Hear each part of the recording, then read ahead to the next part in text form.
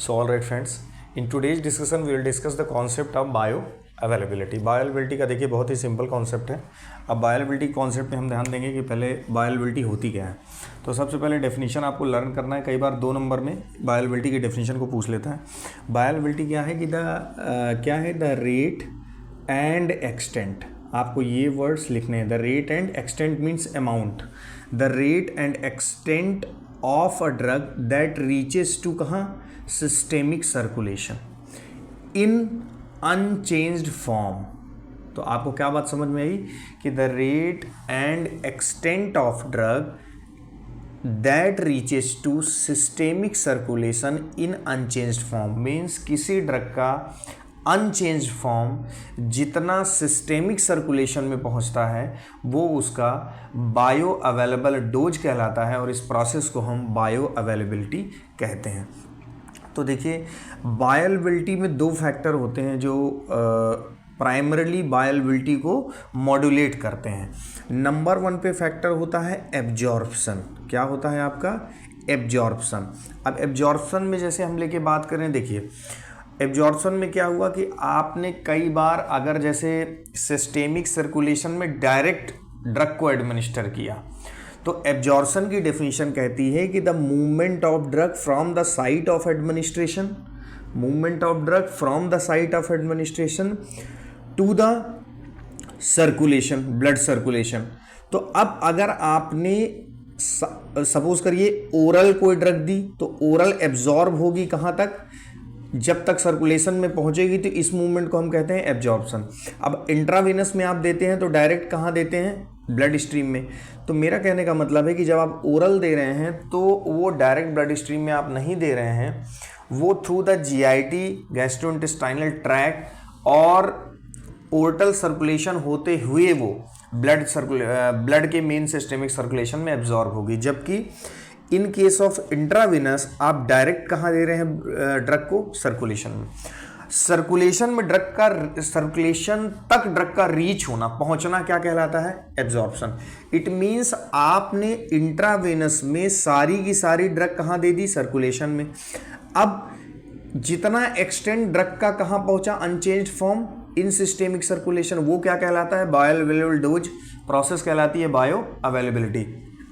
तो इंट्रावेनस में यही वजह होती है कि बायोअवेलेबिलिटी कितनी होती है, 100%. जबकि आपके ओरल रूट ऑफ एडमिनिस्ट्रेशन में बायोअवेलेबिलिटी 100% नहीं होती. और उसका रीजन ये होता है कि एक फैक्टर तो आपका एब्जॉर्प्शन यहाँ पे फैक्टर है, क्योंकि पहले प्राइमरीली हो सकता है ड्रग कहीं पे एब्जॉर्ब हो, और जो दूसरा प्राइमरीली फैक्टर है वो है फर्स्ट पास मेटाबॉलिज्म. क्या होता है बच्चों, फर्स्ट पास मेटाबॉलिज्म, या इसी को कहते हैं प्री सिस्टेमिक मेटाबॉलिज्म. तो आपको इस कॉन्सेप्ट को देखना है कि फर्स्ट पास मेटाबॉलिज्म क्या होता है और प्री सिस्टेमिक मेटाबॉलिज्म क्या होता है. तो अभी इसको हम देखते हैं. देखिए आपके 2 फैक्टर आपको क्लियर हो गए. एक तो आपका एब्जॉर्प्शन किस तरीके से इन्फ्लुएंस कर रहा है और क्यों आईवी की 100% बायोअवेलेबिलिटी है.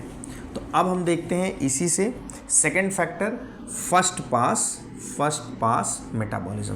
देखिए फर्स्ट पास मेटाबॉलिज्म में सपोज करिए ये आपका क्या था, गैस्ट्रोइंटेस्टाइनल ट्रैक्ट, और इधर से माउथ कैविटी से आपने कोई ड्रग का इनटेक किया.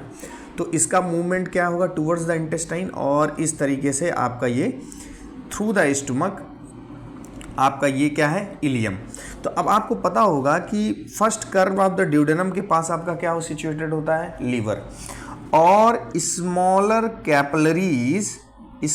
कैपिलरीज इस तरीके से निकल के ये आगे चल के क्या बनाती हैं, ये बनाती हैं पोर्टल वेन. ये स्मॉल ब्लड कैपिलरीज हैं जो आगे कलेक्ट होके ये क्या बना रही हैं, पोर्टल वेन.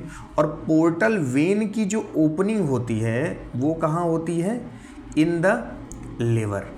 और लीवर से फिर ये क्या निकलता है, पोर्टल आर्टरी. और पोर्टल आर्टरी किससे ब्लड कनेक्ट है उसका, ये है थोरैसिक एवोर्टा से, और यहाँ से आपका मेन सिस्टेमिक सर्कुलेशन है यहाँ पे. राइट। यहाँ पे इसको हम पोर्टल वेन, लीवर और पोर्टल आर्टरी, ये आपका पोर्टल सर्कुलेशन है, ये आपका सिस्टेमिक सर्कुलेशन है। तो देखिए ओरल की बायोअवेलेबिलिटी 100% क्यों नहीं होती, क्योंकि नंबर 1 वो डायरेक्ट एब्जॉर्ब ड्रग पूरी 100% ड्रग में यहाँ तक नहीं पहुँच रही, क्योंकि आपने माउथ के थ्रू इस ड्रग को लिया हुआ है, नंबर 1। और दूसरी फर्स्ट पास मेटाबॉलिज्म जो प्राइमरली फैक्टर होता है बायोअवेलेबिलिटी कम होने का oral route of drug administration में, वो ये होता है कि जैसे आपने ओरल रूट से कोई ड्रग ली तो वो ड्रग इस कैपिलरी से एब्जॉर्ब होगा, और एब्जॉर्ब होने के बाद कहाँ जाएगी, पोर्टल वेन में, और पोर्टल वेन के बाद जाएगी लीवर में। अब आपको पता है कि liver is the primarily major organ, metabolic organ of the human body. तो the enzyme, whatever the enzyme will present over here, they metabolize the drug, coming drug will get metabolized, or you can say the some fraction of drug will get metabolized in this portal circulation, and after the metabolism certain fraction of drug become changed। तो अब कुछ form drug का क्या हो गया, changed हो गया, inactive हो गया। After metabolism most of the drug क्या हो जाती है, इनएक्टिव होती है। तो वो अब कुछ चेंज्ड फॉर्म यहाँ पे पहुंचा, जबकि डेफिनेशन क्या कहती है बायोअवेलेबिलिटी की, कि कितना अनचेंज्ड फॉर्म यहाँ पे ड्रग का पहुंचता है।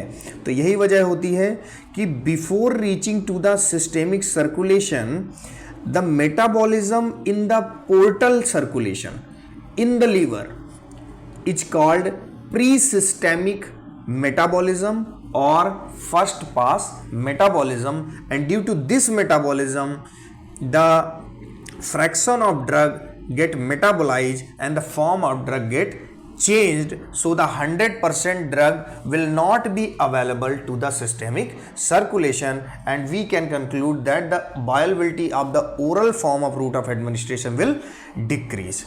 तो ये आपका एक कॉन्सेप्ट है जिसमें आप बायोअवेलेबिलिटी की डेफिनेशन को आपने जाना, आपने ये जाना कि कौन से 2 फैक्टर हैं जो इसको इन्फ्लुएंस कर रहे हैं और कैसे कैसे फर्स्ट पास मेटाबॉलिज्म क्या होता है। तो ये एक बेसिक सा कॉन्सेप्ट है जो आपके कई बार एग्जामिनेशन में आता है। बायोअवेलेबिलिटी को आप कैपिटल F से इंडिकेट करते हैं। Thank you very much.